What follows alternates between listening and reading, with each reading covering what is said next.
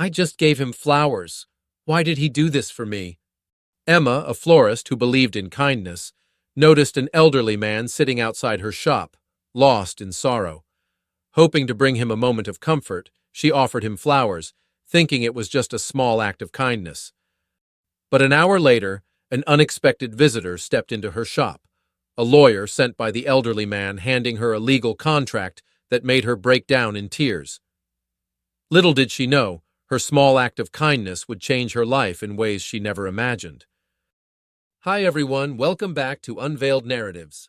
Today I have another heartfelt story to share with you. That'll be $3, Emma said, setting the small bouquet on the counter. The customer nodded, placed the bills down, and took the wrapped flowers with a polite smile before heading for the door. The bell chimed softly as it swung shut behind her, leaving the shop in silence once more. After hours of waiting, this is her first sale of the day. And now, with the shop empty again, she has no idea when the next one will come. Her gaze falls to the open ledger beside her. The numbers tell the same grim story they have for months: declining sales, overdue bills, and a future slipping further out of reach. She has tried everything: discounts, promotions, even shifting online. But nothing has changed. The bigger florists down the street, with their dazzling displays and endless options, continue to draw customers away. The decision is already made. In a few days, she will close the shop for good, selling off whatever remains and walking away from the dream she spent years building. She sighs and turns toward the large front window. Outside, the sidewalk still holds a faint shimmer from last night's rain, reflecting the muted gray of the morning sky. Her gaze drifts absently until it settles on a familiar figure, an elderly man sitting on the bench near the lamppost, just as he always does. Emma has noticed him many times before. Every morning, after his walk, he pauses there, resting for a few minutes before continuing on his way. He never lingers for long. Their eyes have met on occasion, and he always gives a polite nod, the kind strangers exchange in passing. Brief, simple, familiar. But today is different. He wasn't just taking a short break. He had been sitting there for a long time, his shoulders slumped forward, hands clasped together, eyes fixed downward. There was no nod of acknowledgement, no passing glance in her direction. His usual quiet composure had been replaced by something heavier. A pang of concern tugged at Emma's chest. Then it struck her. She hadn't seen him for a few days. Had something happened? For a moment she hesitated. It wasn't her place to ask. But as she watched him, she felt a quiet pull inside her. Before she could second-guess herself, Emma stepped around the counter, pushing open the shop's glass door. She walked toward the bench, her steps light but intentional. "Morning," she said softly as she approached. At first, the man didn't react. His gaze remained fixed on the pavement, lost in a place far beyond this quiet street. Then, slowly, he lifted his head. Emma offered a small, warm smile. "I hadn't seen you for a few days. I just wanted to check on you." For a moment, he remained silent. Then, with a shaky breath, he spoke. "My wife passed away last week," he said, "and I wasn't there. I was out of town for work. By the time I got back, she was already gone." Emma's chest tightened. She knelt beside the bench, her fingers brushing the worn wood. "I'm so sorry," she said softly. "I can't imagine how hard that must be." He nodded, his lips trembling. "I never got to say goodbye. She was in the hospital, and I should have been there. I should have held her hand one last time." His voice wavered, thick with regret. He turned his face away as if trying to steady himself, but the weight of loss was too much to hide. Emma didn't speak right away. Some grief wasn't meant to be answered, it was meant to be heard. So she let the silence settle, giving him space to feel, to breathe. But as she watched him, a quiet ache stirred within her. She couldn't take away his pain, but maybe she could offer him something small, something that might soften the weight of his sorrow, even if only for a moment. Her gaze drifted toward the flowers inside her shop. Over the years, she had watched countless customers walk in, their expressions shifting at the sight of fresh blooms, Flowers had a way of reaching people, of making them feel seen. Even those who hadn't expected them couldn't help but smile. She rose to her feet. "Wait here," she said gently. Slipping back inside, she scanned the rows of flowers. Her shop might have been struggling, but the meaning behind the blooms had never faded. With careful hands, she began selecting each stem with intention. White lilies for remembrance, pink carnations for gratitude, and blue forget-me-nots for memories too precious to be lost. Each flower carried a quiet message, woven together into something both delicate and profound. She wrapped the stems carefully, tying them with a soft satin ribbon. It wasn't much, but she hoped that, in some small way, they would bring him comfort. With the bouquet cradled in her hands, Emma stepped back outside. The morning air felt different now, lighter somehow, carrying the gentle scent of fresh blooms. She walked toward the bench, her steps slow and deliberate. As she knelt slightly to meet his gaze, she extended the bouquet toward him. "Flowers have a way of making people feel seen," she said gently. "Maybe they can do that for you today." The man hesitated. His fingers trembled as they brushed over the petals, a deep emotion tightening in his throat. For a moment he couldn't find the words. Then, in a whisper, he said, "My wife. She loved flowers. I used to bring her some every week." Emma nodded, her voice warm but steady. "Then let these be for her," she said, "and for you." A deep breath shuddered through him as he cradled the bouquet. His sorrow hadn't disappeared, but now it was softened by something else. A quiet comfort. A reminder that even in grief, kindness could bloom. For a long moment he simply held the flowers, his fingers tracing the delicate petals. Then, as if the weight in his chest had eased just a little, he exhaled deeply and spoke again. "We were married for 52 years, he said, his voice quieter now but steady. "She was my first love, and my last." Emma listened, sensing that he needed to share this, not just with her, but perhaps with himself. "You know, people always talk about how love changes over time, how it fades, how it loses its spark. But with her, it only got stronger. She had this way of making every ordinary day feel special. Even after all those years, just seeing her smile when I walked through the door, that was enough. A small, bittersweet smile ghosted his lips. I used to joke that she tricked me into marrying her, but the truth is, I would have married her 100 times over." Emma felt a lump rise in her throat. His words weren't just memories. They were love, woven into every syllable, still alive despite his grief.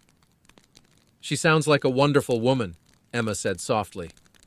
He nodded, his grip on the bouquet tightening slightly. "She was." Emma rested a light hand on the edge of the bench, grounding herself in the moment. "She's still with you," she said softly. "In every memory, in every moment you shared, and in every flower that reminds you of her." The elderly man looked down at the bouquet, his fingers brushing against the delicate petals. For a long moment he didn't speak. Then, with a slow, quiet nod, he exhaled. Emma offered a small smile. "I should head back in," she said gently.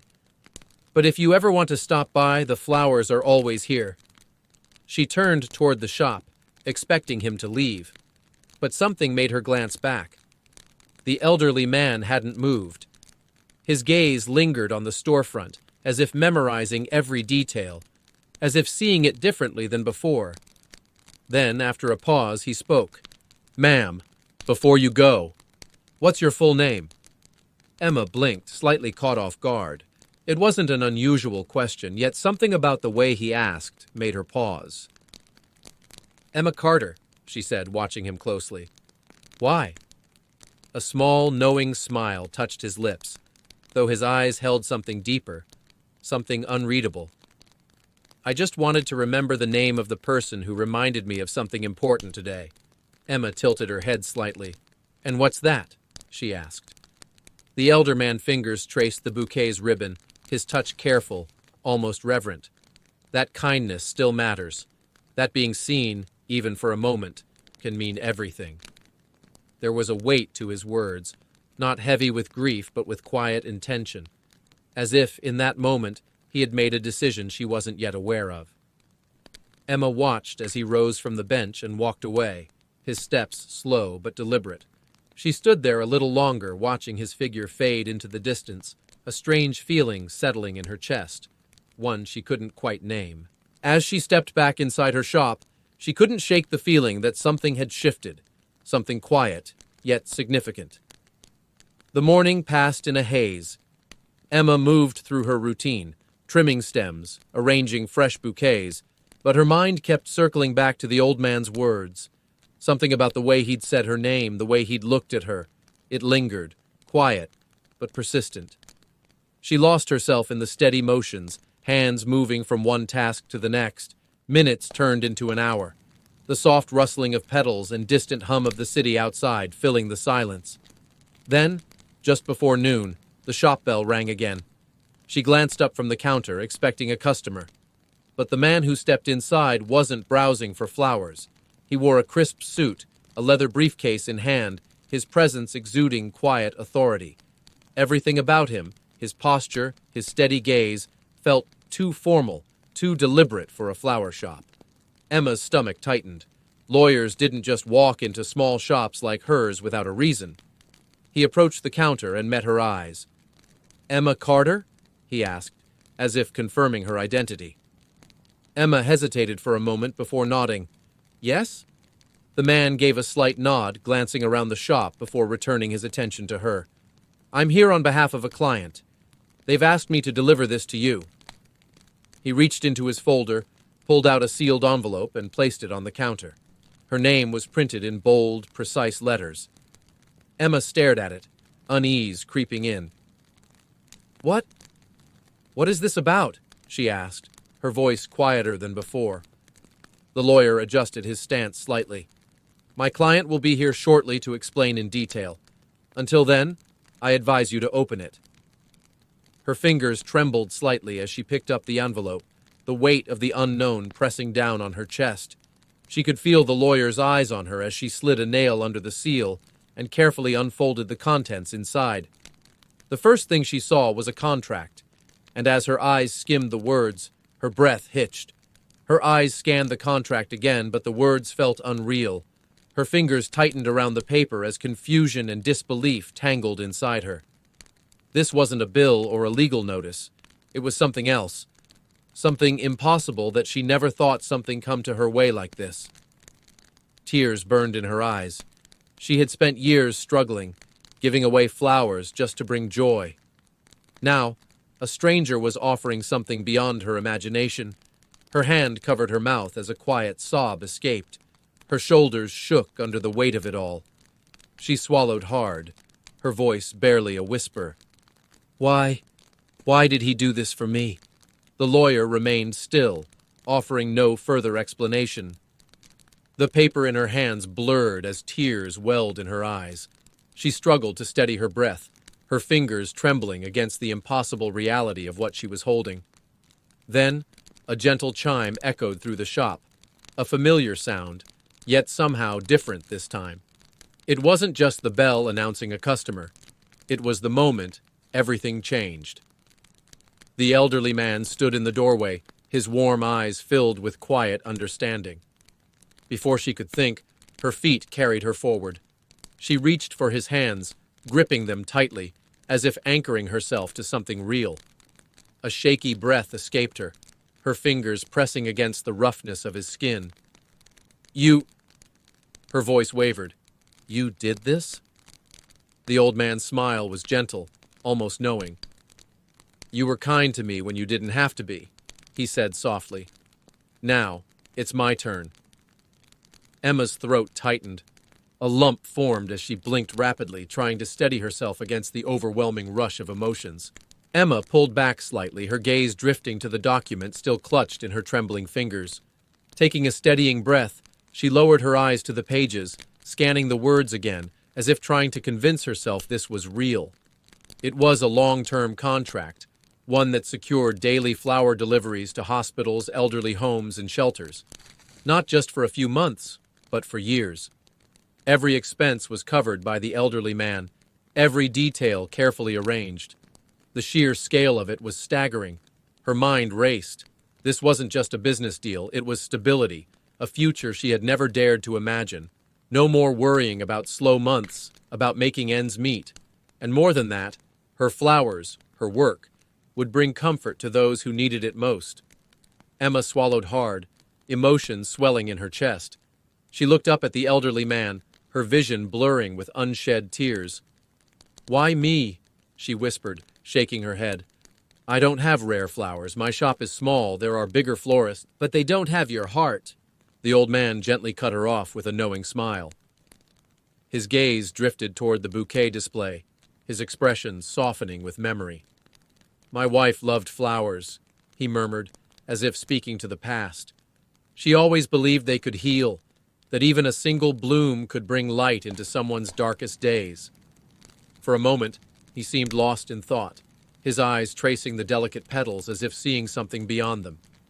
Then, with a quiet inhale, he turned back to Emma, his expression soft, yet resolute. "You reminded me of her.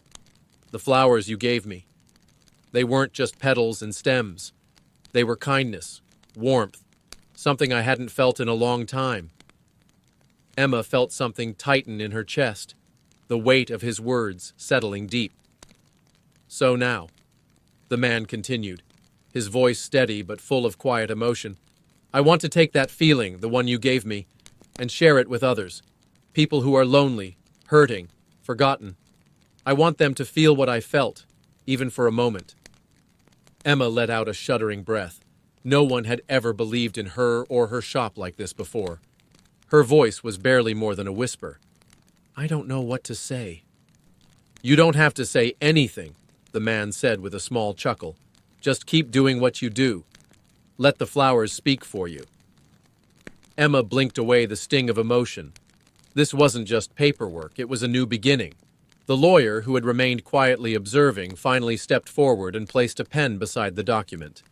"Whenever you're ready, Ms. Carter, just a signature and we can move forward." His voice was professional but still gentle. Emma exhaled slowly, her fingers grazing the paper. She wasn't just signing a contract. She was stepping into something new, something she never saw coming. The next morning, Emma arrived at the shop earlier than usual. The air was crisp, and a soft golden light filtered through the windows. She found the elderly man already waiting, his warm smile steady as ever. Together, they carefully picked and arranged the freshest flowers, roses, lilies, daisies, each bouquet bursting with color and life. With boxes of flowers loaded into the man's car, they set off. Their first stop was the hospital. Inside, the sterile scent of disinfectant lingered in the air, but as Emma and the elderly man handed bouquets to the nurses, the atmosphere shifted. Nurses placed the flowers on bedside tables, and patients, some too weak to speak, managed faint smiles. A frail woman held a single rose close to her chest, her eyes brimming with quiet gratitude. Next, they visited an elder care home. The moment Emma stepped inside, she felt the weight of time in the air. Slow movements, distant gazes. But as she and the elderly man handed out flowers, the room softened. Wrinkled hands reached eagerly for the delicate blooms. One old man chuckled, tucking a daisy behind his ear, while a woman in a wheelchair whispered, "These remind me of my garden." Their final stop was the shelter. The mood was heavy, filled with exhaustion and uncertainty. But as Emma placed flowers on tables and handed small bouquets to mothers, the room changed. A little boy took a flower, twirling it in his tiny fingers before pressing it to his nose, grinning. A woman clutched her bouquet, blinking back tears. Emma watched it all unfold, the quiet magic of a simple gesture.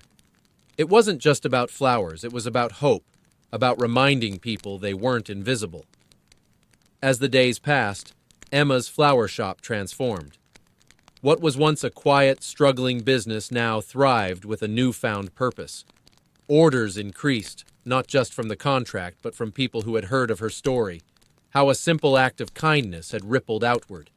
Each morning, she arranged flowers not just for customers, but for those who needed hope the most. The elderly man visited often, his presence a reminder of the day everything changed. Emma never expected anything in return for giving a single flower, yet it had reshaped her world in ways she never imagined. If this story touched your heart, don't forget to like and subscribe for more inspiring narratives. And if you believe in the power of kindness, share this with others. You never know who might need to hear it today. Also, check out the videos on your screen for more uplifting stories you won't want to miss.